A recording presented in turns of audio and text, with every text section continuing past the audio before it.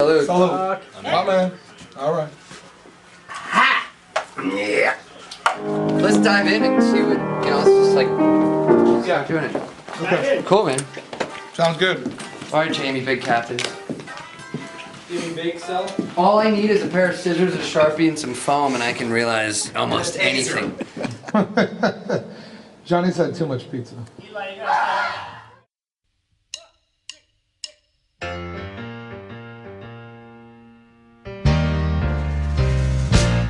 Well, I'm a hard-hearted man with a heart. Hello and welcome back to the Guy-Boudreaux-radio-show. I'd like to welcome Brother Sal to the show. Brother Sal, I know you've been featured on CNN. I know you've had major record deals, and I know that the rest of the world needs to know more about your music. So let's get knee-deep into the show right now and tell us what inspires you to write the music you write and to sing the way you sing. I would say it's something the good Lord gave to me in my nature. I've been clapping my hands since I can remember. I got pictures of my daddy took me clapping my hands when I wasn't a year old around a big table of Italians where I grew up in Naples, Italy, and I basically leading everybody in singing by the clapping my and a high chick. You know what I mean? I don't even think I could talk at the time. Just clapping. The rhythm of music is something that kind of churns through my blood. And my grandmother was married to a guy that I never knew, but he was my grandfather, and he was a musician. And from a very young age, I heard from her, my grandmother and my mother, how much I was like him. But I had never met him, and I never was going to meet him because he had died before I was born or whatnot. But it was kind of like instilled in my head, and then my grandmother started teaching me the piano. Every time I go visit her, she'd teach me a new song, or an old gospel song is what it was. But she'd teach me the melody for a song, and I'd sit down next to her on the piano bench, and she would play essentially the rhythm and the bass and everything together with her right and left hand, and she would teach me the melody. And I'd sit there and I'd play these old gospel tunes with her. And I would pick, I'd sit down at a piano by myself up until about 7 years old, just picking stuff out, songs that I liked, songs that I knew and whatnot. And somewhere around 7 years old, my mother asked if I wanted to take piano lessons, and I said, yeah, I'd love to do that. So she hired a local teacher, lady down the street, piano teacher. This is like 1982. Started teaching me the basics of the piano, and we were living in Indianapolis, Indiana at the time. And I started taking there, and I moved back to Italy a couple of years later. And I was, kind of playing around with the piano when I could, figuring songs out and stuff like that. I think I had written my first song. It was based off of the old movie The Warriors. I wrote a song. It was my first song about the Warriors and how much I liked about the movie and whatnot. But somewhere around 10 or 11, I got accepted into this conservatory program with an old Russian lady who started teaching me classical music. And I grew up listening to classical music, but I had never really played it before. And this conservatory was kind of part of my schooling, And it was one of those things where in addition to learning technique and piano fingering and songs and stuff like that, or classical pieces, I also learned music theory. And I had always been raised by parents who were very instrumental and demonstrative in their music picks to me. So I wanted to start kind of branching out on my own and figuring stuff out. And the first music that obviously had been hit, really like found on my own and really struck me was the blues. And so I started figuring out blues, riffs on my own on the piano. And it kind of culminated from there. It was, I didn't really want to practice the classical pieces. I went and I played every week and got screamed at by this lady because I didn't practice and whatnot. But I still went home and picked tunes out on my own and started writing a little bit. And the one thing that was important to me growing up was baseball. That's all I did. I played baseball like nobody's business. But the piano was always there. It was always something that in my head I just knew I could sit down and play it. You know what I mean? And as I got older, and as as a teen boy starts discovering things about the world, I realized that girls like guys who could play a musical instrument. That was a big thing right there, a big draw.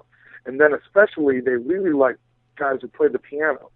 That was like this weird thing. Girls have the thing with guitarists, singers and drummers and whatever, but the piano's a special instrument because when nobody really plays it anymore. And as I grew older into my teendom, I decided I might forego a little baseball time and sit down on the piano and figure songs out. I'm talking Hey Jude by the Beatles or whatever whatever song that they would recognize and be able to say, oh, you got to hear him when he plays this song. It's so great, And I don't know, somewhere around 17, I had my band instructor come to me and tell me that I had a gift that I was shirking, that it was very special, and wouldn't I maybe concentrate a little bit more on music because, he thought that I could really do something.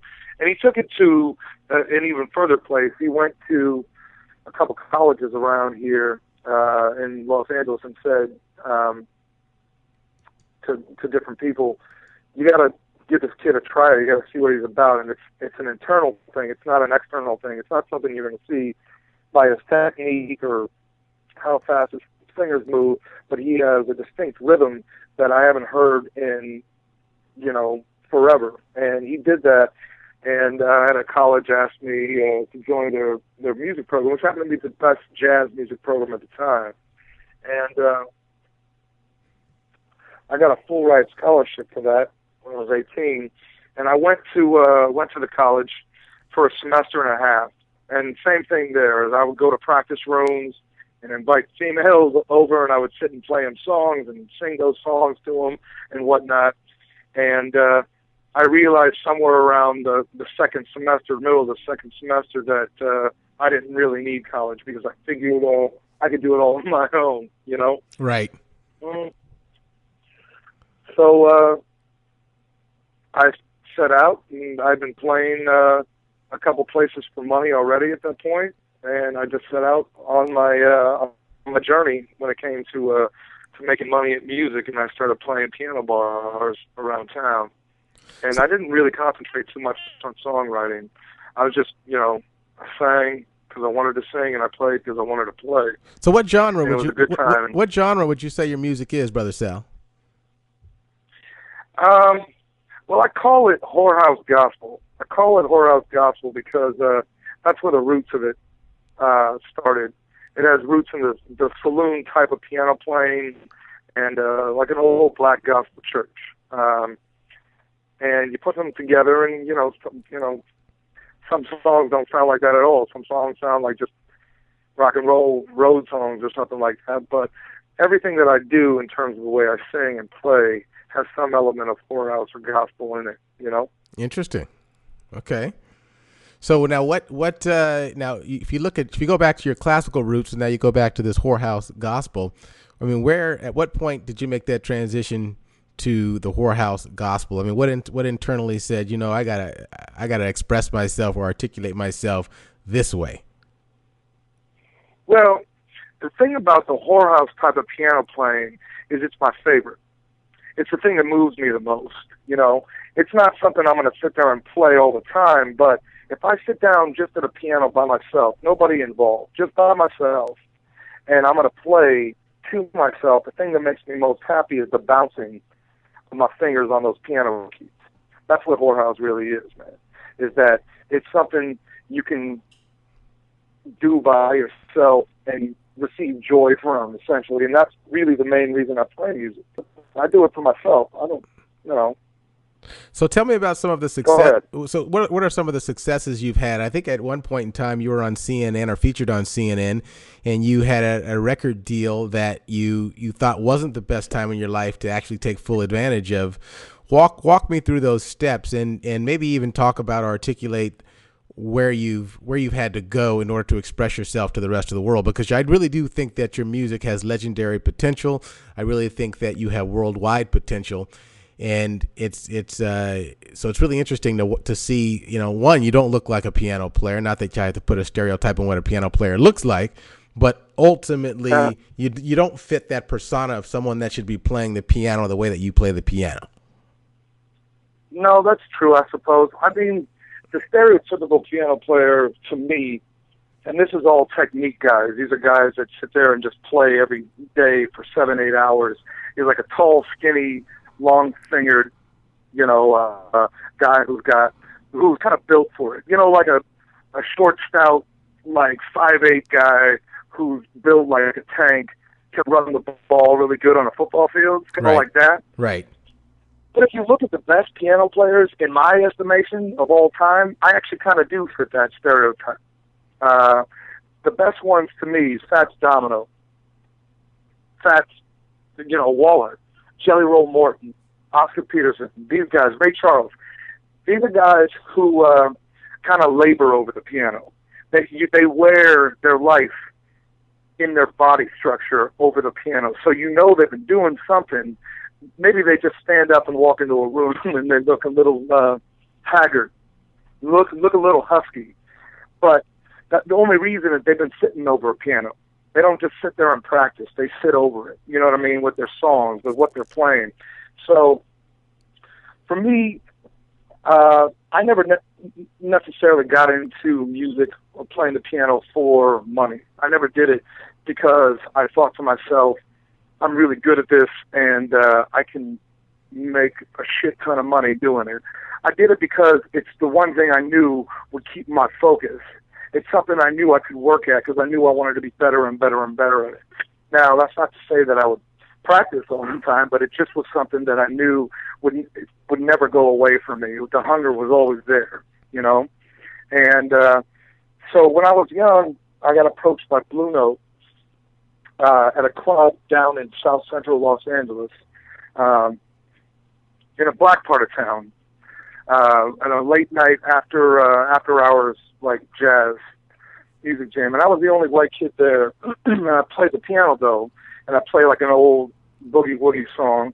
And I got approached by all these old men who said, well, where'd you come from? And I said, well, I came from Norfolk, Virginia, but I've been all over the world. They said, well, where'd you learn to play like that? And I said, I don't know, my grandmother.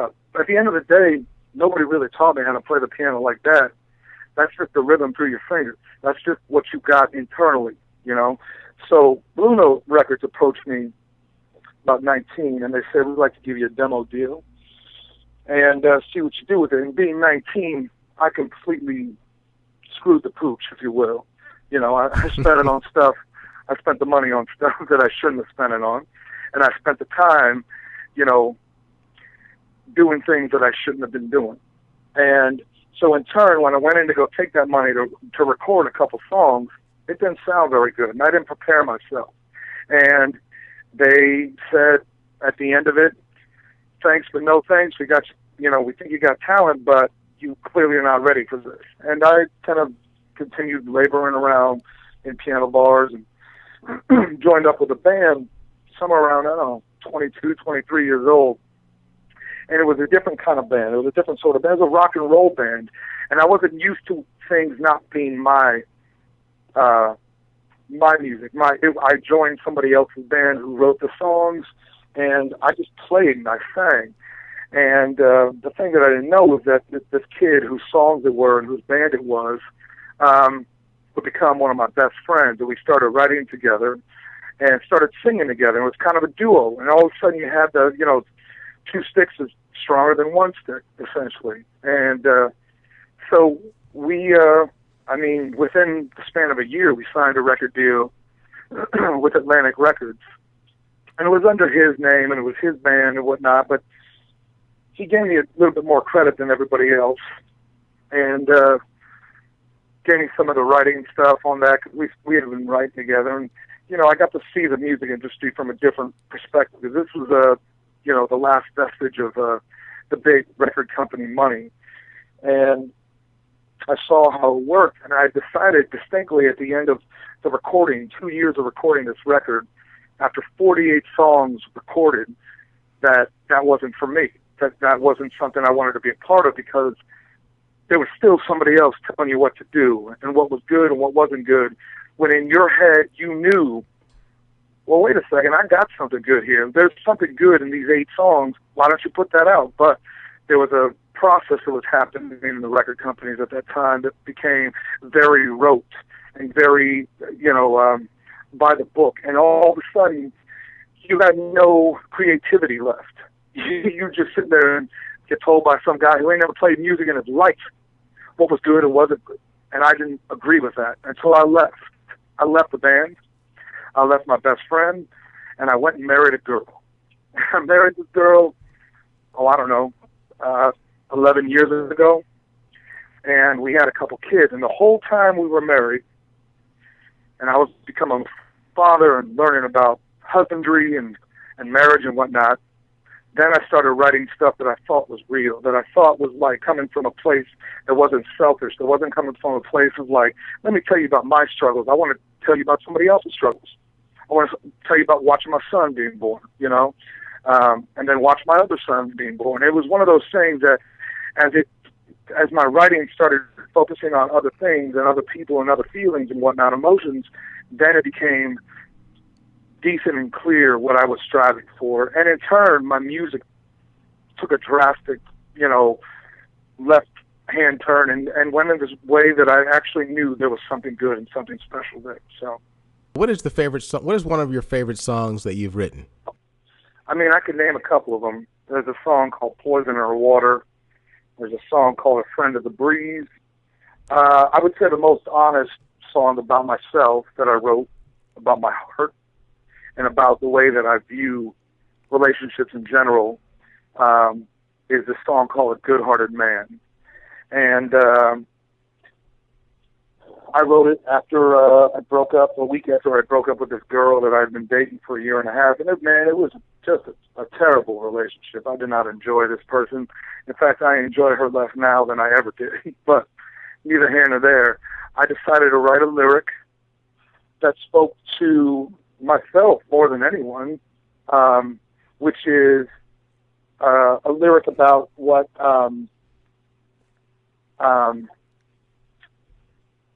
well, I guess it's about the way my heart is. Whether you know it or not, my heart has sensitivity and my heart has emotion, and that I actually do feel things, even if I don't show it all the time. The end of the song, and the line of the song is that I have a good heart, is that I have a heart that yearns to look out for folk, not just for myself. And it started when I became a father, and it's kind of culminating in itself every single day. But I wrote the lyric between here and Los Angeles and New York City, and it was just a kind of a reminder to myself. When I played it for people, there seemed to be a running theme of like everybody getting that aspect of a heart feeling something, and it was one of those things that seemed to resound with folk, and people would really, really enjoy it.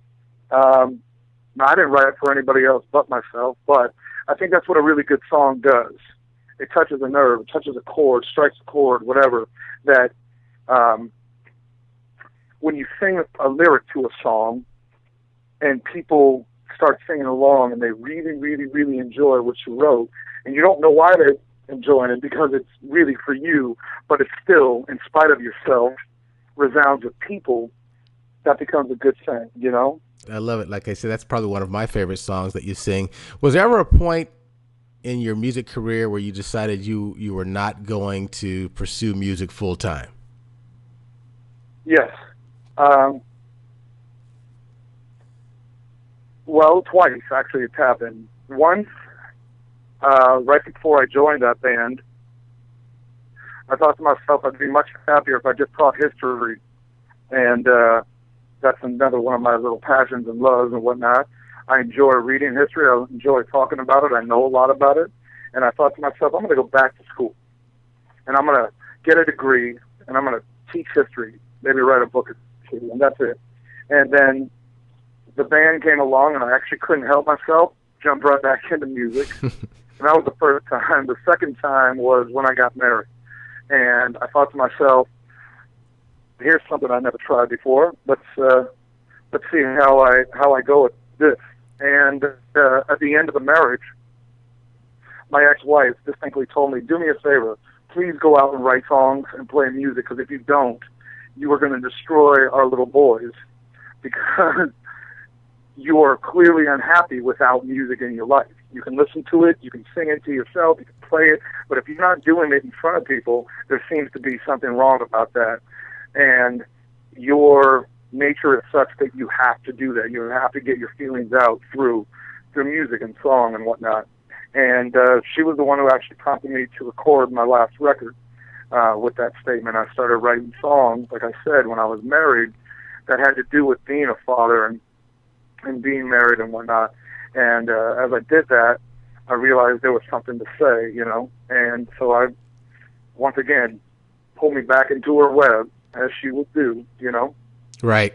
You know, the interesting part about where you live in this part of the world, Los Angeles, California, is the fact that, you know, you have one of your best friends is a celeb. I think he was one of the Avengers. Jeremy Renner is a good friend of yours. Tell me a little bit about the relationship between yourself and Jeremy Renner. Okay. When I met Jeremy, I actually didn't know if I liked him. Now, Jeremy will tell you something different. Jeremy will say, I like Sal immediately. I didn't know if I liked him because all I knew was that he was an actor. And if you meet enough people in this town, everybody's an actor or in entertainment or something. And if you live here long enough, you also realize that those dreams come and go. Either they're living off their parents' money for a year and trying to make dreams happen, or they're just out here to enjoy the sunshine. One way or the other, they don't seem to be serious about creating art. He was dating one of my really good friends, and they started dating. They dated for a couple of years, and we became friendly. This is a good 20 years ago now, but we became friendly and hung out and whatnot. And I realized he came from kind of the same place that I came from, not much. He came from a place that was family-oriented, which is good, and the most important thing to him, and always has been, is his family. And we started having camaraderie in terms of, like, he loves to sing and write songs as well. And we would sing songs together, and we started writing a little bit together. And just an overall natural good time of, you know, two guys hanging out, enjoying a drink, and being able to laugh about things. And as it turned out, him and I stayed friends. He broke up with that girl, and her and I didn't really remain friends. I mean, friendly, I suppose, but he was one of those people that was always there for me, would always pick up the phone no matter where he was. I mean, I'm talking, he could be at the Academy Awards getting his name read from the podium, but it doesn't matter. If I call him or I text him, he'll get back to me. And that's really what a friend is to me. And I had never really grown up with a best friend. I never really had somebody I could reach out to and talk to at any point, probably because I didn't want it. But no man is an island, you know, and you realize that friendships are there for those reasons, to feed each other and be able to, you know, come alongside and whatnot. And so when I became a father for the first time, I had one person in this world to call, one, and it was him. And I called him, and sure enough, he picked up. And I said, "Hey, man, I'm a dad, and I thought I'd let you know." And it's a loyalty more than anything at this point now, because it's one of those things like, if I need something, if he needs something, we're there for one another. And he noticed it as well. It's like, when you became a father, you became a different person. There was a different aspect to you that I saw. You know, you always were good at playing the piano or singing a song or whatever, but there was a depth that I enjoyed. and he's told me that a couple times. And same thing with him. He just became a father, and it was one of those things that, like, you watch somebody grow a little bit when they're experiencing parenthood for the first time, you know. And now 20 years later, I can actually say I've had a friend for more than half my life, and that's a good thing, because I never really had that before. Tell me a little bit about your upbringing. What influence did your parents have on your heart? Because it's what flows through the heart that comes out the mouth that allows you to really get into your music. Because when you're singing your music, you believe. Like when I'm hearing you sing, I believe whatever you're singing about. My father was an orphan, and he went into the military, went in the Marine Corps when he was 17, after he got kicked out of high school.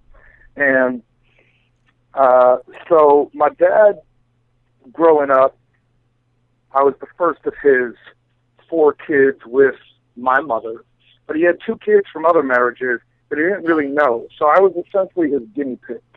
I was the first person he was going to have a chance at really raising. And him being a lifelong military man with other little, you know, stops in between here and there, you know, it was trial and error for him. And I was the oldest, and I was a boy, and then I had 3 younger sisters. So there's a very different thing with, you know, teaching a young man how to be a man, and how to take care of a woman, how to look after a woman, how to treat a woman. And my dad was very, very influential, obviously, in the way that he raised me in terms of women and how to look at them and how to view them and whatnot. And he, you know, I mean, he did the best he could, and there's some aspects of his parenting that I look at and I think, I'll never do that with my son. But there's other aspects that I'm like, I look around at the world and little boys ain't being raised to be men anymore, you know, truthfully. And for that, there's aspects of his parenting that are fabulous, you know. Guy could write a book about 4 or 5 different things that he does really well. And there, you know, I grew up in a church background, so there was an aspect of going to a place of reverence to find yourself, but they let me be myself. My parents let me be myself. They had always known that I liked to be alone. There's a running joke in my family that's been going on for a long time about how I said that when I was a little baby. Leave me alone. I'm good by myself, you know. And they kind of looked at it. They didn't really, like, try to, you know, step on me or put me in a different direction. They just kind of said, this is what this kid's got a mind of his own. Let's let it flourish, you know, instead of how some parents want to try and control that or try and maneuver it in a different way here or there. My parents actually let me do that, even though I come from this really strict military religious background. You know, there was an aspect of that kid's got a strong mind, and we're never going to try and change it. You know, for all that he is, he's going to make mistakes, he's going to mess up, but he's going to find out his way because he's a smart kid. And for that, that's kind of what guided me toward, you know, could have played baseball, could have played the piano. I don't know, you know. But they did a damn fine job. So what would you say to the individual that is working as an engineer at, say, Boeing or Lockheed, et cetera, that really has, I mean, music is his, it's the thing that drives him, but it's not the thing that pays the mortgage. What would you say to something like that? I know a lot of those folk, man. A lot of them even make money in music. You can make money in music these days and doing almost anything, and you don't have to be good at it. The enjoyment is really what matters. It's a self-discovery thing, man. And at the end of the day, you got one life to live. You know, if you truly believe that what your gift offers people is something that's going to be changing, great.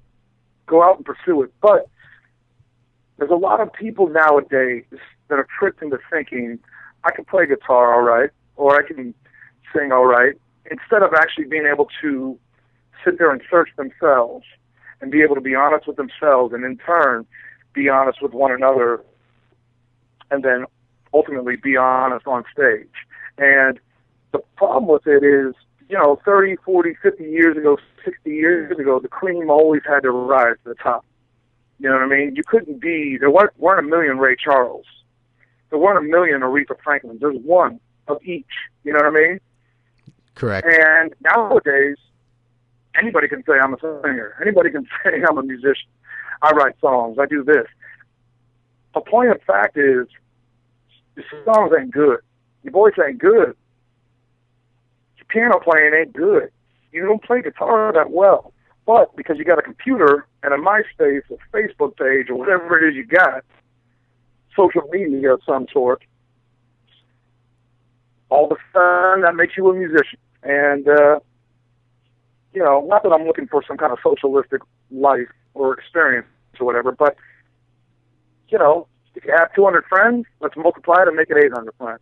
And then, hey, will my 800 friends give me money to make a record? And you got Kickstarter campaigns, and you got pledge music and all these things, and that's fine, I suppose. That's for somebody else. It ain't for me. But you have these things that people will do to get their music out there. And at the end of the day, man, it ain't too good. And I know a million musicians who should be something other than a musician. They should be a publicist. They should be a lawyer. And you could see it in who they are. But it doesn't matter because the world that we live in now is fed by social media, and just because you call yourself that, you are that. Correct. Now, what do you like to sing a cappella? What's your favorite song to sing a cappella? What do you feel comfortable with singing? I mean, what makes your voice resonate when you sing? Almost anything, actually, man. But I think at the end of the day, the best thing to sing in the world is gospel songs, a cappella. All those songs I've been singing my whole life, they probably resonate a little bit deeper because I've been singing them so long. Can I get a taste? Can I get a taste of one song? Now, if I don't know you, who in the hell is Brother Sal? Well, they're about to know. Give me just a small taste of something a cappella. All right. What a friend we have in Jesus. All our sins and griefs were there. All because we would not tarry. Send it to the Lord in prayer. Oh, what pain we often forfeit. Oh, what needless grief we bear. Oh, because we could not tarry. Send it to the Lord in prayer. Very nice. Very nice. Are you a religious man? I would call myself a man of faith. I believe that religion is the lowest a man can go. It's a man telling another man how to act. I don't like that word religion. I don't feel like nobody's got it real. But a man of faith, I believe in something. I believe in something that's real, that I know to be real, in my heart it's real, and so I carry myself thus. Okay, I can respect that. I agree with you 100%. Tell me what your plans are moving forward. What does next year look like and the year after look like in regards to your music? Well, I've been working on a record for 2.5 years. And it was a couple records, actually. There's one that started, February or March of 2011. And I was going to release it and put it out. It was going to be called The Other Side of Sin. And as I was listening down to the music over the last many, many, many months and putting it in my head, I had an album that was going to follow up it right afterwards called The Rise and Fall of the Hummingbird. And two very different, distinctive sounds of records and whatnot. As I listened to it, and as I was, really, really getting into the sounds of the record, sonically, more than anything. And then the songs themselves. There were songs that I've been playing that were going to go on the second record. And I decided I didn't want to do that. So I decided to scrap the other side of it.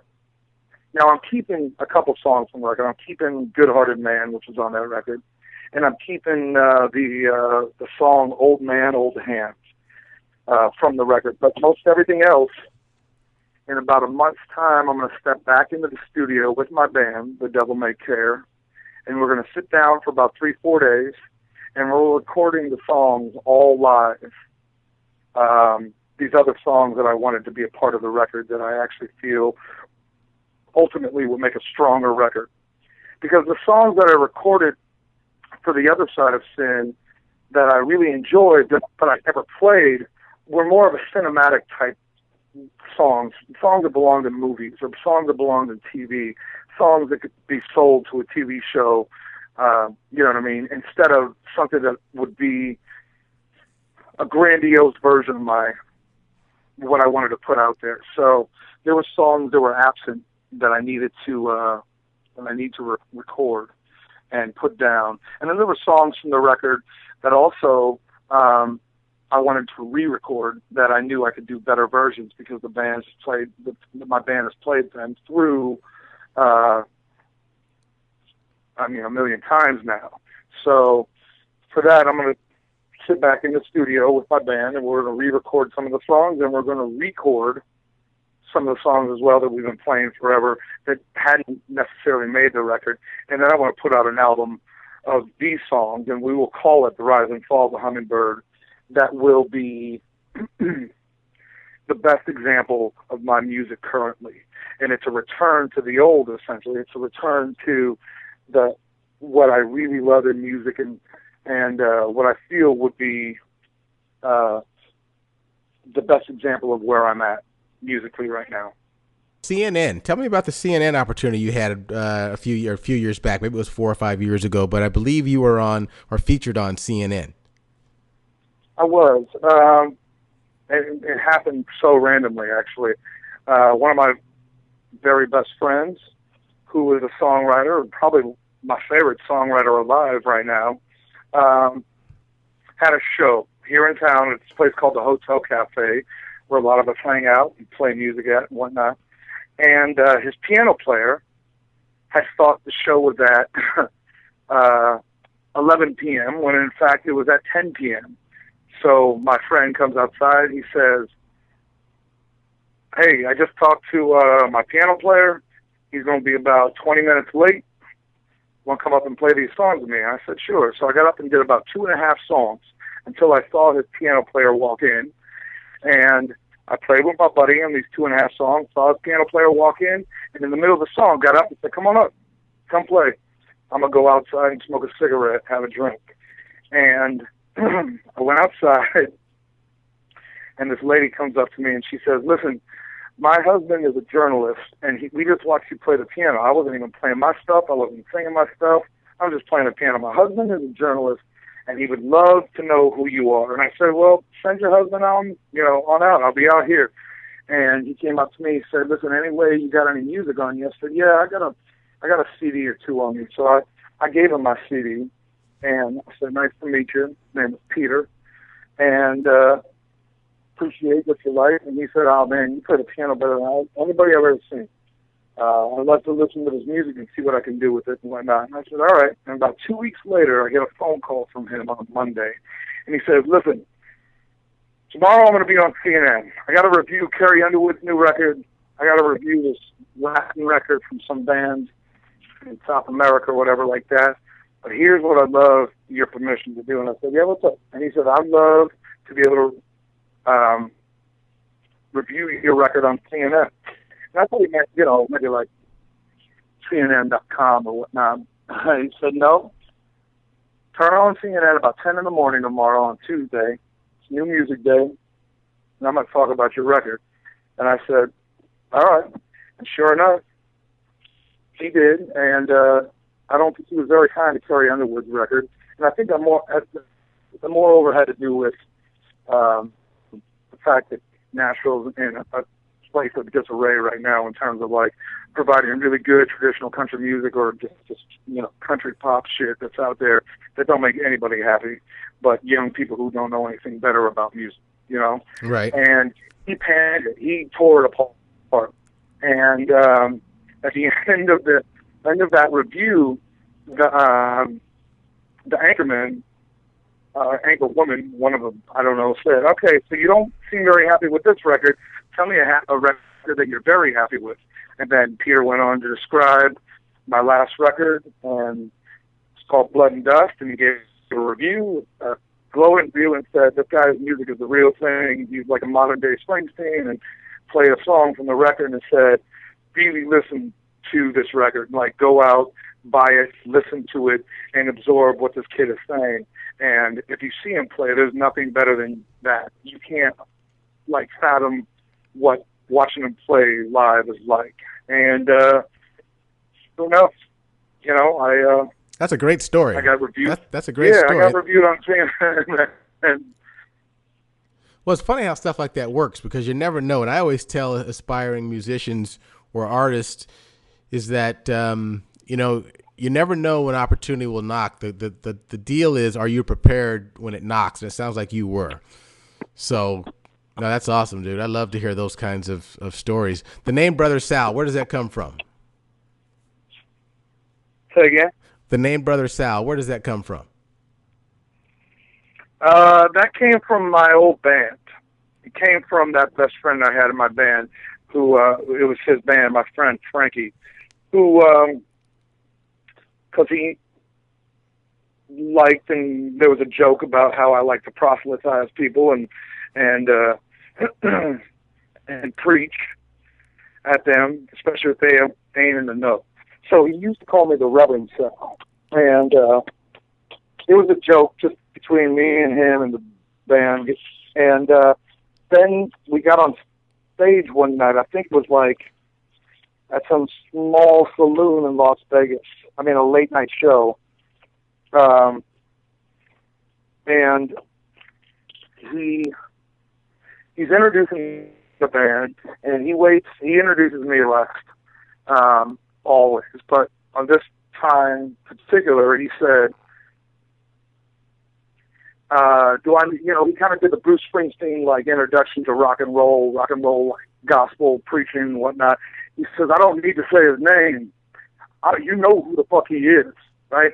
And he says, "It's the Reverend motherfucking Sal," and whatever, right? And crowd goes nuts, and we're having a good time and whatnot. I actually believe it wasn't a saloon. Now that I'm thinking about it, I'm pretty sure we were playing on stage at a strip club while a girl on another stage was dancing around to our music or whatnot. And I looked around this scene, and there was like an American flag behind us, and there's this Cuban guy who's my best friend who's playing this music and shouting it out. And then there's a girl stripping on another scene on this other stage and whatnot. And being the man of faith that I was, I had to go up to him afterwards and say, "Man, you got to come up with another name other than the Reverend Mother effing Sal, because I'm fairly certain this is going to start turning into some sort of blasphemy, because number one, I ain't no reverend. Number two, my life certainly doesn't live like a reverend, and it became Brother Sal. He started calling me Brother Sal, and it was kind of like an inside joke between him and I. But then people in like music meetings wouldn't even address me as Sal. They'd be like, "Oh man, you brought Brother Sal with you. Here he is, man. Here's Brother Sal." And it was one of those things like, well, I can either like correct people, that became too much of a arduous task, or I could just go along with it.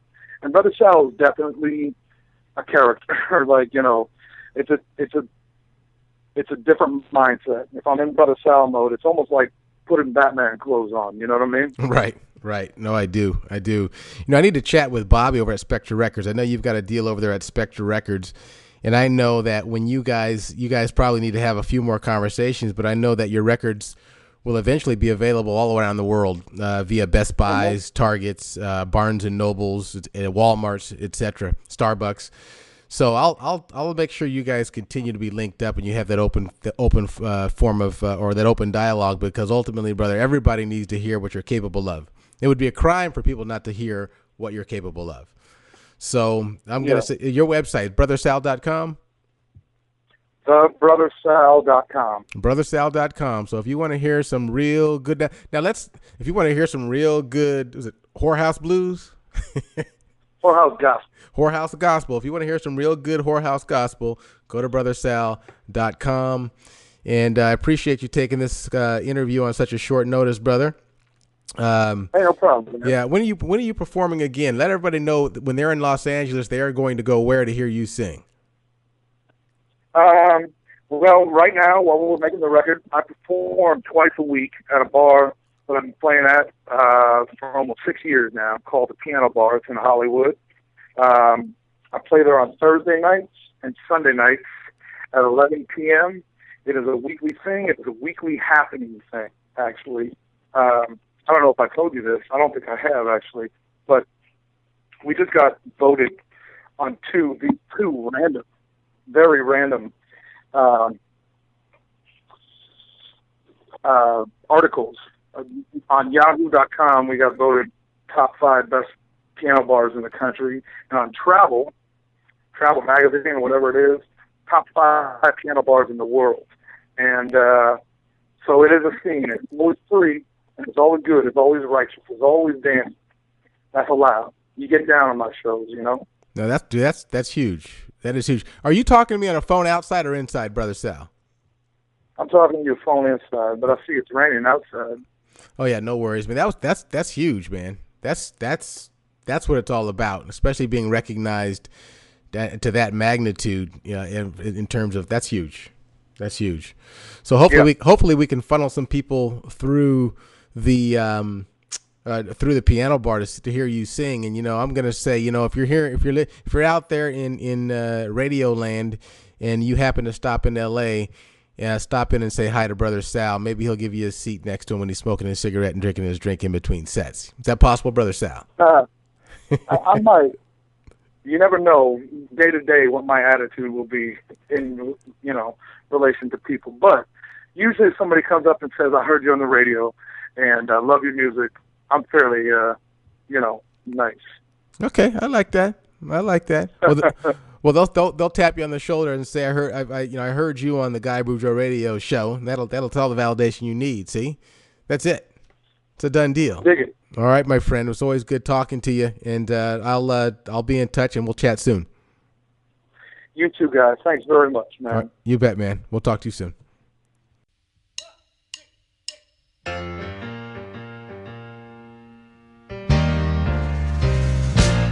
Well, I'm a hard-hearted man with a hard-hearted woman, and I don't know who's wrong or what is right. I hold her hand in the bright of the sunshine, and I turn my back in the black of the night. Hearts of stone ain't just gonna break, but loving a girl, that's the chance you must take. I'll be a good-hearted man to my woman. Yes, I will.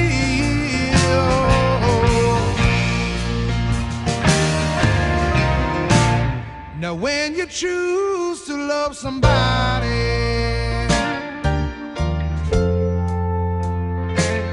you gotta give a little more than you give. And if you walking in the way of the wordsmith, well, you just traveling on the road to regret. The hearts of fire ain't just gonna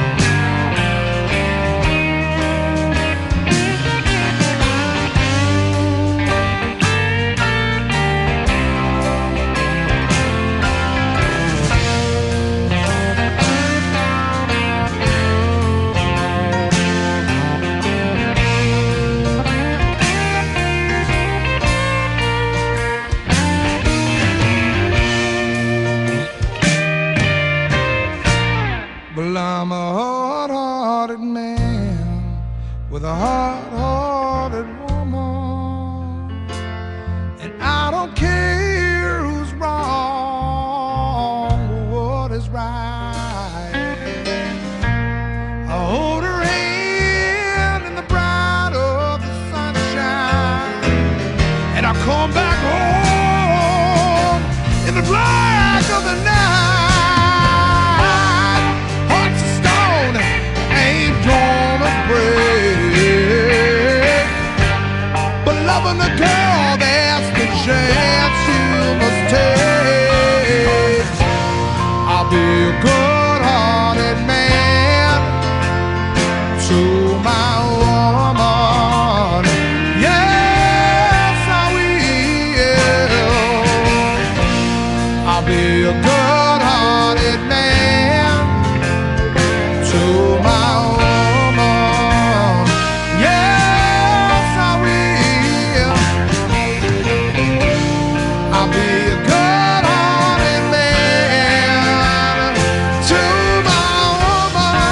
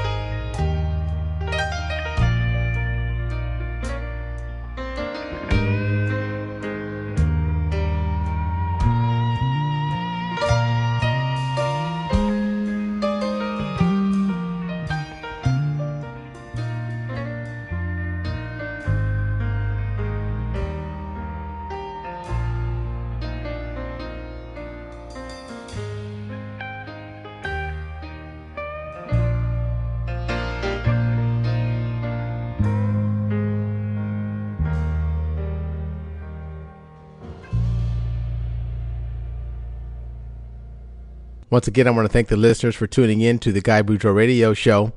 I'm Guy Boudreaux. This is Anything and Everything. Have a blessed week.